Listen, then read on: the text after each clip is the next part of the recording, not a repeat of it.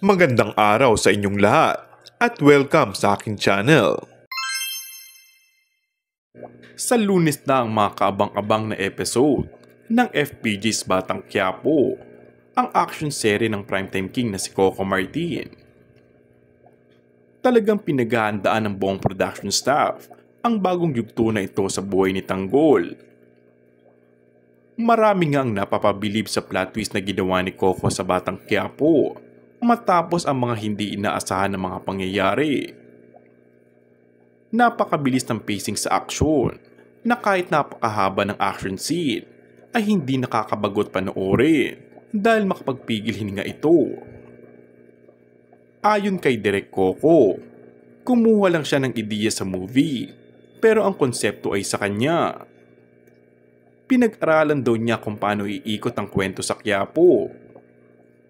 Ang daming bagong cast ng serye ngayon. Pawong nakakatabangan ng puso ang mga sagot ng mga ito sa opportunity na ibinibigay ng aktor sa kanila.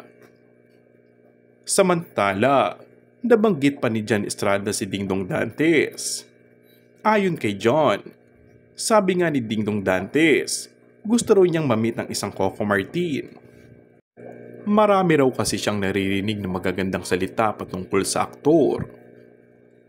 Mukhang tuloy-tuloy na nga ang pagtawid ng mga kapuso star sa ABS-CBN, gayon din ang kapamilya star sa GMA Network. Ayon tuloy sa ilan, ang meeting kaya na tinutukoy ni Dingdong ay ang pag-guest nito sa Batang Quiapo. Exciting sigaw ng mga fans. And that's all for our today's video. Kung bago ka lang sa aking channel ay mag-subscribe at pindutin na rin ang notification bell. Maraming salamat!